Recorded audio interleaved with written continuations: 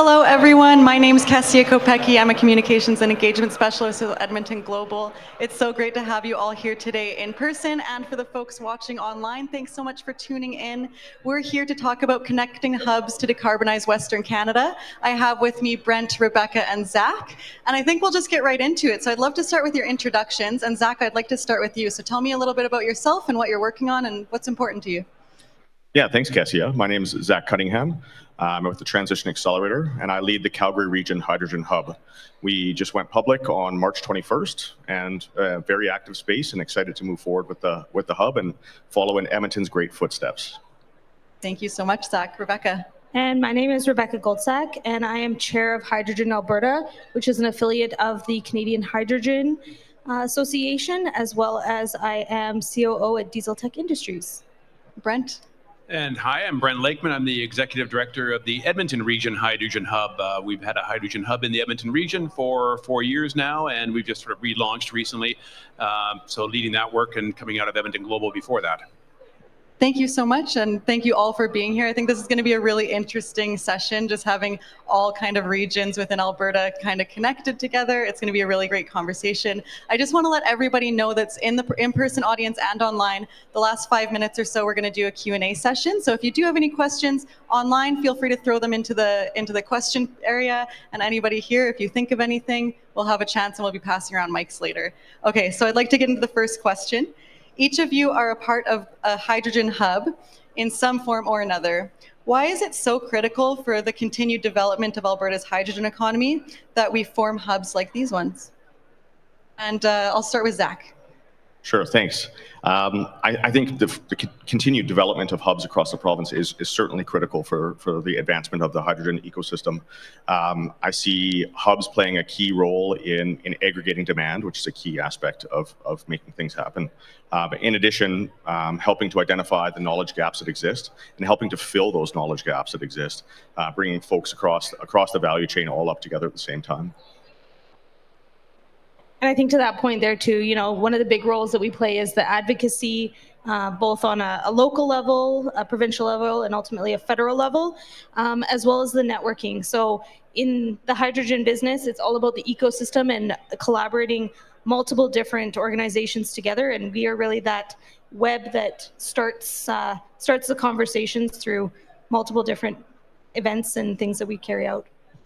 Yeah, I totally agree. And I think hubs are really trying to build out these new markets in heavy duty transportation, for example. So, bringing together more than just one entity, but it's really, how that ecosystem works together, multiple entities, and maybe in some cases, multiple producers, multiple end users, multiple folks in the distribution side. So I think by being that convener of diverse organizations, we can really all work together to accelerate hydrogen adoption in a variety of areas. It's kind of cool how in Alberta we have the two hubs, and then we also have Hydrogen Alberta, and both Calgary and Edmonton are conveners, and Hydrogen Alberta is a convener, and together you're also all convening, which is fun. I'm the piggy in the middle. You're the piggy in the middle. You're the umbrella. Yeah, and I think it's important to recognize too, when we talk about a value chain a very nascent value chain, right? We look at diesel or gasoline value chain. It's taken over a century to develop this, right? And if the agreement is we want an accelerated development of a hydrogen ecosystem, a hydrogen value chain, we need some coordination beyond just market forces. And that's exactly kind of what these hubs do, right? Is help coordinate and optimize. Yeah, and I think as far as like investment attraction, having everybody unified probably makes a lot better of a sell to investors, right? When everybody's working together, you have less gaps of knowledge, less gaps in the supply chain everywhere, right? Okay, so I'd like to get into my next question. What are some of the biggest potential opportunities that collaboration, like we were just talking about, could unlock for Alberta? Well, yeah, maybe I'll start with one. I think, we know we've been focusing quite a bit the first 4 years of the Edmonton Region Hydrogen Hub, a lot of focus on transportation. So when you think about vehicles, especially the heavy duty transportation sector, Rebecca's very knowledgeable, obviously, in this sector with her company. It's vehicles, they're going somewhere. So they're not, sometimes they're staying within the region, but often they're going, between parts of the Western Canadian region. So being able to connect those hubs is really critical, making sure there's consistency, high degree of alignment, and really awareness about what's happening. So I think there's those more, very tangible opportunities around, why hubs need to be connecting. But I think there's even some of the more intangible ways, and I'll just talk about public awareness and engagement, because we are trying to, show the public there's an opportunity here for hydrogen adoption across a range of areas. And I think the hubs can play a really important role in helping the public better understand what these opportunities look like. So I think it's definitely some of the key infrastructure pieces, but some of this less infrastructure based, but the public or key stakeholder groups that have been part of the energy systems of the past and want to be part of the energy system of the future as well. That kind of reminds me, for anybody that isn't aware, Edmonton Global and the Edmonton Region Hydrogen Hub have a tool called a supply chain mapping network. It's kind of an online platform. And when you're explaining that, it kind of sounds like something like that would be a good kind of tangible example of that collaboration. And yeah. Yeah, I think hubs allow that groups to come together and maybe, again, understand the opportunity a little bit better. So we've been focusing on some of those supply chain companies that might be manufacturers. They don't consider themselves, part of, hydrogen production necessarily, but they play a really important role. And I think hubs can help to catalyze those connections to really make them understand, what's possible and what they need to be doing to prepare for the opportunity and understand the risk as well. Thanks, Brent. Zach, I see you nodding your head. Do you want to add anything? We'd love to hear your thoughts. Yeah, I'd agree definitely with Brent's comments, and certainly I think there's a couple different layers too with what a hub can offer. Certainly, coordinating and aggregating demand within the region and region-specific opportunities, and then a big opportunity specifically, Calgary, Edmonton, or other hubs to other hubs is that transportation corridor, right? The heavy-duty transport, and how do you optimize the amount of infrastructure needed to do that so you're not overbuilding while not having enough demand, and how do you try to balance that? Rebecca? And and to further that is really the workforce, right? You look at the Alberta economy and we have everything here, and you look at diversification, and if anything over the last few years has taught us is really the Canadian advantage. And we can do this here in Alberta, Edmonton, Calgary, all these regions, and then we can take it and move it to other regions and give them our key learnings, what's worked, what hasn't worked, so that it's really scalable to all markets.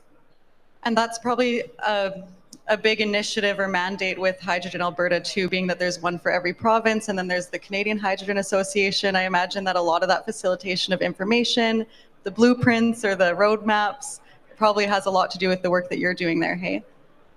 Yeah, most definitely. So you talk about regulations, and typically it's a provincial jurisdiction. So, making sure that it's a level playing field for, all provinces to have that adoption, and make sure that everyone's kind of communicating and working together, with Edmonton Global, with the 5,000 vehicle challenge, taking and, demonstrating how this is working, and then being able to take those key learnings to the Calgary region and ultimately just make this explode. Perfect. Brent? I think I'm just going to highlight as well, though, I think as much as there's obviously collaboration, we also need to understand that hubs are sometimes a little different as well.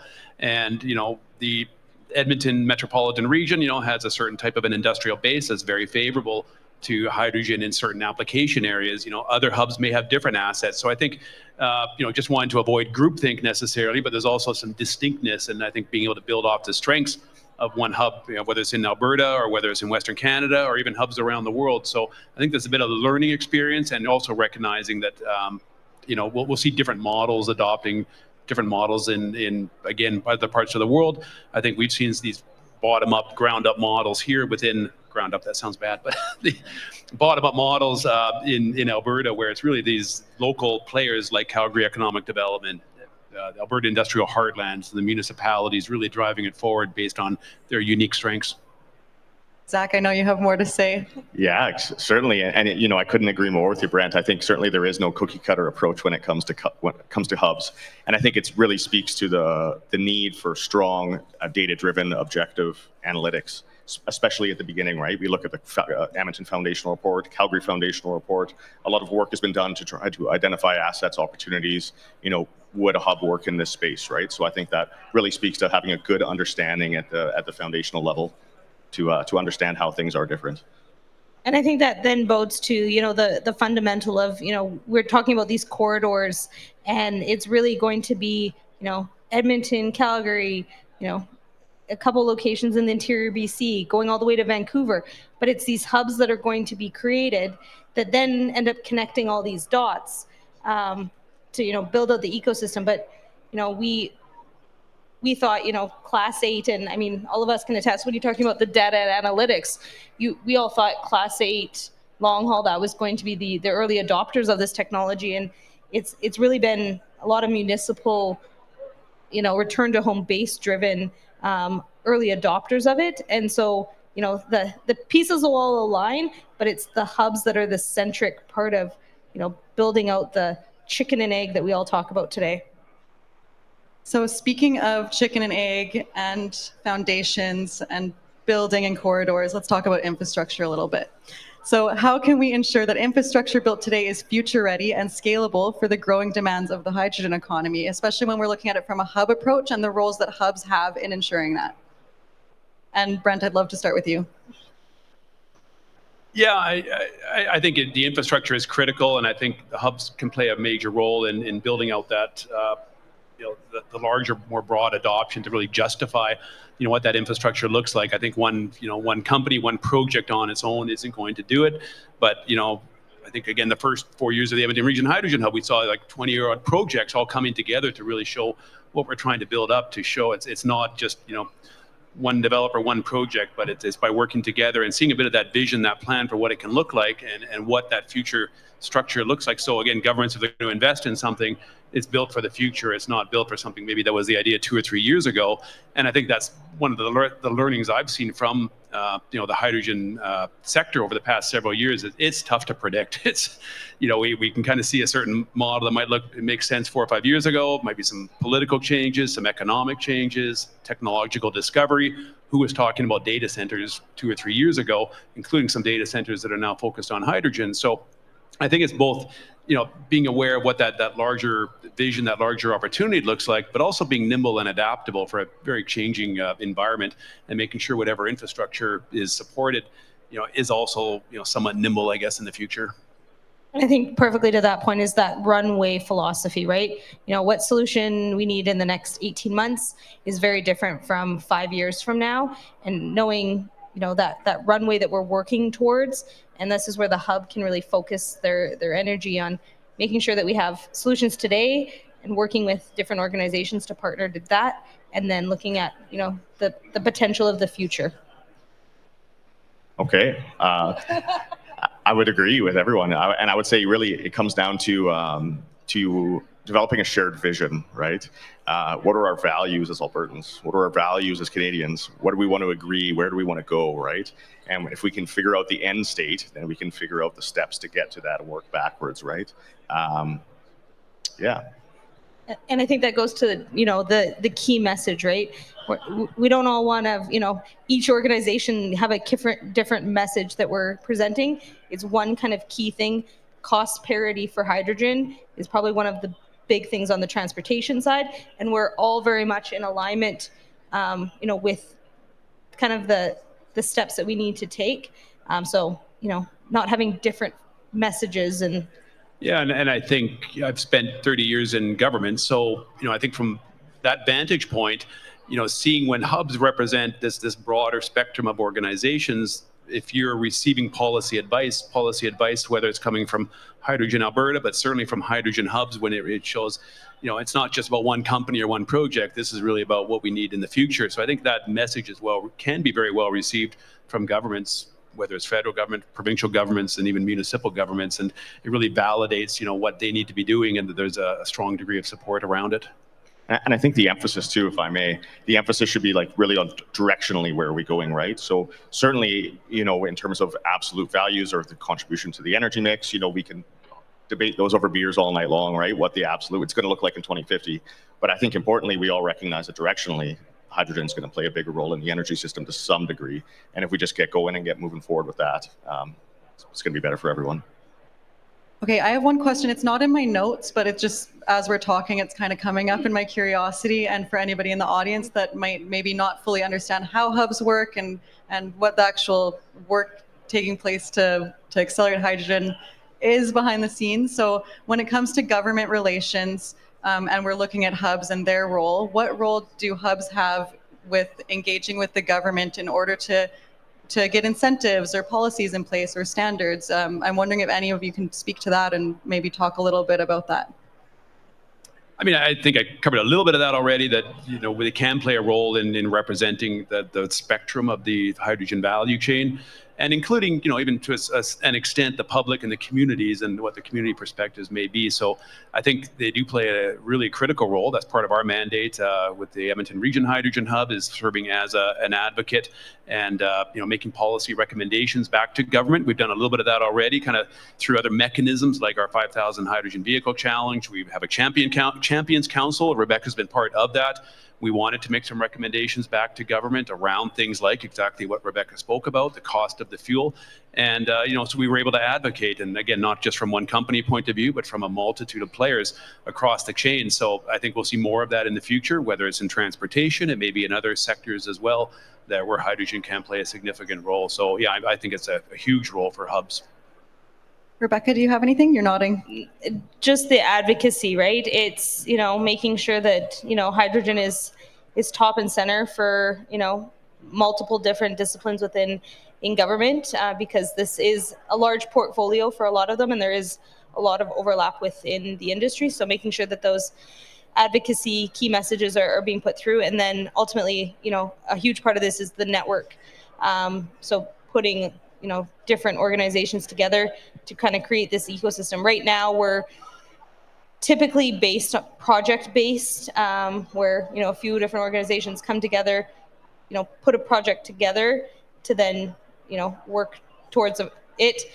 We're going to then, move to the next phase, and this is where I talk about the runway, is we're going to be diversifying ourselves a little bit more to be, anyone and everyone that can kind of, get into the hydrogen space and grow this economy. Yeah, we certainly at the Calgary Region Hub, we see ourselves as kind of the connective tissue between government and private industry. We also want to make sure we remain kind of a trusted third party that can provide objective, data-driven results and analytics. So that's a big part of what we see at the Calgary Hub as well. Well, I really like that we're all here on the same stage. I think seeing the Calgary Region Hydrogen Hub and the Edmonton Region Hydrogen Hub with Hydrogen Alberta together, I think really shows the potential for the level of collaboration and coordination that can take place, not just in Alberta, not just in Western Canada, but really anywhere if everybody works together and connects, right? The biggest goal is to decarbonize and accelerate and create economic prosperity. So this is definitely, in my opinion, a foot in the right direction. I'd like to talk now about how we're positioned in the global hydrogen economy due to hubs. So my question is, how does Western Canada's hydrogen network position us in the global hydrogen economy? And what would help us to stand out even more to international partners and investors? And I think, Rebecca, you look like you look ready. I mean, it's very much proof is in the pudding, right? We see what, work is being done here in Edmonton. I mean, there's several vehicles that are, at the Canadian Hydrogen Convention there, you can touch, see, feel, that are on our roads today. So it's really demonstrating what the capabilities are, for this region, and what the opportunities are kind of going forward. So whether you're talking about investment from outside, wanting to see what we're doing, or just educating, another municipal fleet in the East Coast, right? It's giving them that tangible thing that they can actually touch, see, feel, and really learn and, garner the information.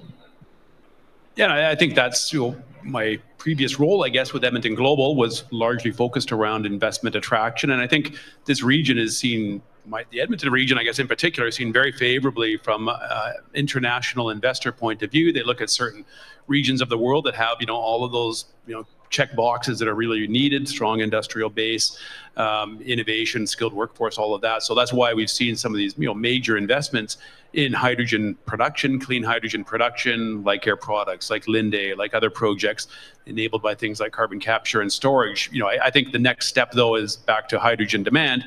It's unlocking that demand in maybe some of the non-industrial sectors. They just need a little more help and needs a little more coordination, more support. Hubs play a key role, but as does government programming. So again, one of the messages that has been provided, I think, by many organizations is, very attractive environment for hydrogen production. But if we really want to capitalize on this opportunity, we also have to be spending time in the end use. So what tools, what programs make the most sense? I think we've all got ideas what could work, but I think we all need to work together and understand best practices. What have we seen elsewhere? Been to Europe a few times. We've been to Asia. We know, there's some things that may be working there that we haven't fully explored. So I think, how do we take in some best practices from elsewhere, especially on the end use, because that's probably one area that we haven't always spent quite enough time on historically. Zach, do you have anything? Yeah, I mean, it's kind of, to me, it's 3 words: cheap natural gas. And that's really, our big competitive advantage in Western Canada, specifically Alberta. I think we have a culture of innovation and kind of get-her-done type of work with our oil and gas experience. And I think, to be honest, I think all of the stuff happening down south, I think it really is to our benefit. I think we have a major opportunity to capitalize on that, drive ahead, look at other partners, and really innovate the heck out of this and move forward and get some things going. So. Okay, so I have another question. Again, it's not in my notes, but Brent brought it up. So we're talking about what makes Alberta or Canada's hydrogen economy stand out internationally. But is there anything, especially for you, Brent, I think, because you do a lot of international in-market kind of engagement.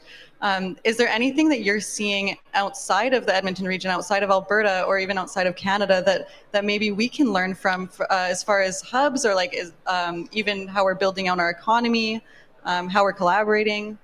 Have you noticed anything that we could learn from?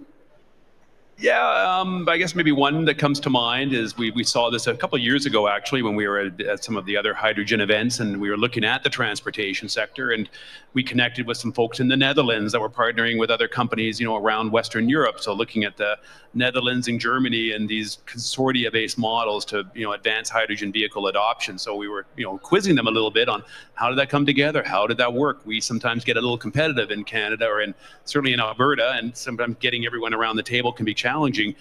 So we learned a few lessons there, and that's, I think, bringing us back some ideas on how we advance our work on hydrogen vehicle adoption corridors, and we'll have more to say, in the coming months about that. So that's maybe one example, but I guess one also highlight, I'm around the world. I was in Germany a couple of weeks ago, probably less of world travel in the future, but a lot of projects are really I don't say stalling out, but they're being challenged in parts of Europe where the technology still has a ways to go. And I come back and I say, well, actually, we've got some projects that are probably 25 times the size of these projects that you're focused on, and we're able to sort of continue to move ahead because we've got some of these key enablers, we've got strong support, the workforce. So I think we can learn from others, but I think we can also be very proud of the fact that there's some really major initiatives happening here that aren't happening anywhere else in the world, and certainly not in some of the markets where they do a lot of talk, but the action's not always following. Thanks, Brent. Do either of you want to chime in on this one? This is Brent world. Yeah, that's fair. Okay, so if we're looking at maybe other regions in Canada that maybe don't have hubs yet, or maybe they're kind of in the early stages where they're thinking of creating one, or anywhere in North America, or anywhere really in the world, and you were connecting with those folks that are the leadership of it, the think tanks that are kind of making it into concept to, you know what I mean, reality, the words. Is there any advice that you would give those folks if they were just starting out with a hub? I mean, so last week I was actually in the interior BC. They had a stakeholder engagement for creating a hydrogen hub in Kelowna in the interior BC. And, my big message to them was that we just need to get the chicken and egg all in the same room and figure out, what works, what doesn't work, what problems we have to overcome, and then all work together to create an organic hub through, just like-minded organizations working together to solve whatever problem is in that particular region. And Zach, I'd love to hear your perspective, being that the Calgary Region Hydrogen Hub is brand new.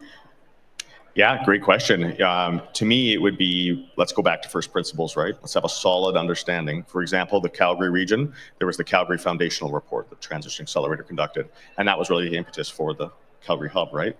Identified a number of low-hanging fruit, different areas that the hub should focus on. So that's kind of foundational work that it kind of sets things in motion, and then from there, bringing people together, get the right people in at the table in the room, and start exploring those. So yeah, my advice to anybody or any organizations looking to engage in starting a hub would be have a solid understanding of your local energy system, your local assets, what you do, the energy world around you, and go from there, I would say. Awesome, thank you. Okay, so we have about 5 minutes left of our session, so I'd love to turn it over to the audience in person and anybody online. Feel free to put in your questions into the system, and we have somebody here who's monitoring them, so we'll try to get to everyone's questions. That being said, if we don't get to all of them, I'm sure that these lovely speakers will hang out and speak with you and be able to tell you more information. So I'd like to turn it over to anybody here. Does anybody have any questions for anyone on stage here?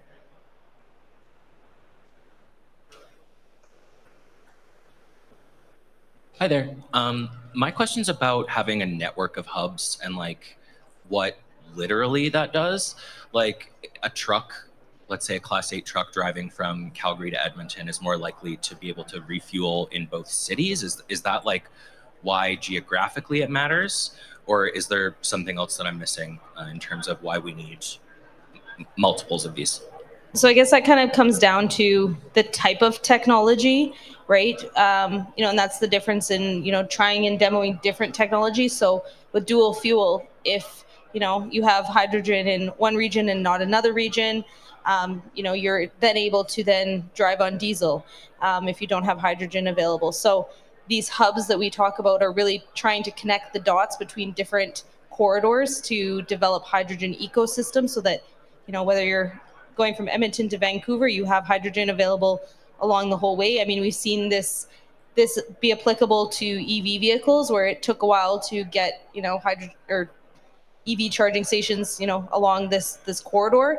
And so this is really where, hydrogen fuel cell is a little bit harder to get that adoption because you have to be very strategic on, where you're located to where you can fill. So it very much is technology dependent as well. But then when you look at like other regions, it's looking at how do we connect those areas to get to where we need to go every day. Sure. Yeah, it's all about aggregating demand. So hub, essentially a regional hub. For example, the transportation piece, just like Rebecca noted, right? You got to have fueling stations along a corridor where you're driving if you're going to adopt a technology, right? But then specifically, you also, there may be some other anchor tenants for demand in that particular region, right? So that's what a hub can address, right? We want to minimize supply infrastructure at this stage because it's very expensive and there's not a lot of demand currently. So how do we build up demand in a coordinated fashion? Hopefully find some anchor demand that's going to be using it consistently throughout the year that can pay for that, have more demand, transportation building up over time, and go from there. So I'm going to maybe address it with another example. It's actually going from maybe between larger hubs across, let's say, Western Canada or North America, to even within a community. And it's almost like sometimes it's micro hubs within a hub. So in Edmonton, for example, I hear the hub word actually used quite a bit. We have an airport hub. So the airport's actually developing its own hydrogen ecosystem. So I call it a bit of a micro hub within a hub. I was visiting some of the ATCO facilities around Fort Saskatchewan and east edge of Edmonton. And I think even ATCO's referred to some of their ecosystem as a hub. So, there's sort of that larger connections, across large geographic areas. But even within, what we call the Edmonton Region Hydrogen Hub, there's probably separate ecosystems, but they really got to be coordinated and they got to be working together to really leverage the opportunities. So I think you can see it at different levels, again, within a region, between regions, and even internationally, as we start to look at common standards and common approaches. We don't want to be developing infrastructure kind of like Betamax and VHS, if you go back to my age 50 years ago kind of thing.